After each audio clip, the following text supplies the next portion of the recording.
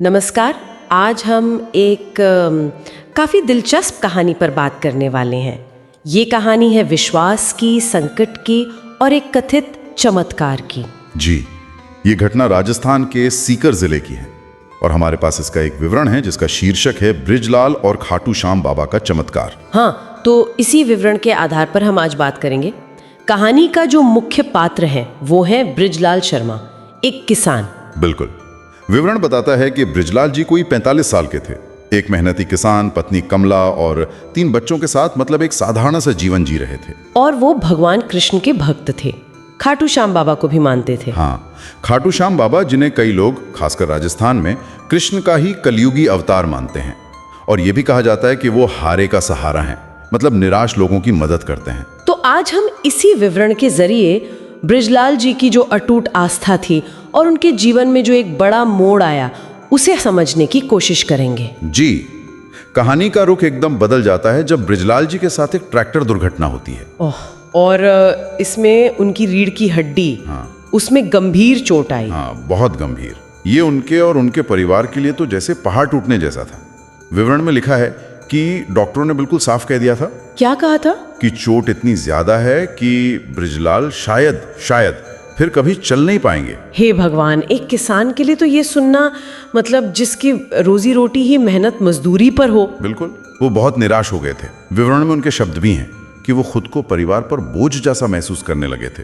कहते थे, मैं तो अब बोझ बन गया हूँ। लेकिन इसी निराशा के बीच कहानी में एक उम्मीद की किरण आती है। हाँ, विवरण के अनुसार उन्हें एक सपना आया। हाँ, एक रात सपने में उन्हें खाटू श्याम बाबा दिखे, नीले कपड़ों में मुस्कुराते हुए, और बाबा ने उन्हें खाटू धाम आने को कहा। अच्छा, हाँ। और क्या कहा? भरोसा दिलाया कि मैं तेरे दुख हरूंगा। इस सपने ने जैसे बृजलाल जी में एक नई जान डाल दी, उनमें उम्मीद जग गई। तो ये सपना उनके लिए बहुत अहम साबित हुआ। फिर उन्होंने क्या किया? वो तो चल नहीं सकते थे। वही तो, चलने फिरने में बिल्कुल असमर्थ थे, लेकिन उन्हें ठान लिया कि खाटू धाम जाना है। परिवार वाले, गांव वाले, सब ने मदद की। ये दिखाता है कि वो सपना उनके लिए कितना मायने रखता था। और जाने से पहले उन्होंने कुछ खास तैयारी भी की थी, है ना, बाबा को भेंट चढ़ाने के लिए? जी हाँ, एक बहुत सुंदर सा निशान बनवाया, वो झंडा जो मंदिर पर चढ़ाते हैं। ताजे गुलाबों की माला ली और 2 इत्र की बोतलें भी। कौन सी खुशबू? एक गुलाब की और एक चंदन की। ये सारी तैयारी उनकी गहरी श्रद्धा और उम्मीद दिखाती है। फिर वो पहुंचे खाटू धाम। वहां का माहौल कैसा था? एकदम भक्तिमय। विवरण में जिक्र है कि चारों तरफ भक्तों के जयकारे गूंज रहे थे। जय श्री श्याम, हारे का सहारा बाबा श्याम हमारा। हारे का सहारा बाबा श्याम हमारा। हाँ, इसी माहौल में बृजलाल जी व्हीलचेयर पर बैठे थे। उन्होंने बाबा के सामने वो निशान, माला और इत्र चढ़ाया और कहते हैं वो फूट फूट कर रोने लगे, प्रार्थना करने लगे कि वो ठीक हो जाएं। और वहीं पर उन्हें कुछ खास महसूस हुआ।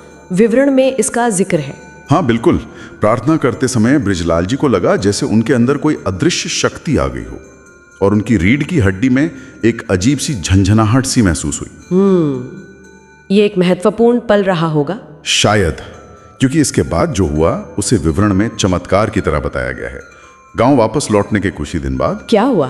बृजलाल जी को अपने पैरों में हल्की सी हरकत महसूस हुई। सच में? डॉक्टर्स को बताया? वो क्या बोले?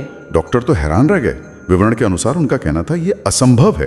लेकिन बृजलाल जी और उनके परिवार के लिए तो ये बाबा की कृपा थी। बिल्कुल, उनके लिए ये श्याम बाबा की कृपा का सीधा प्रमाण था।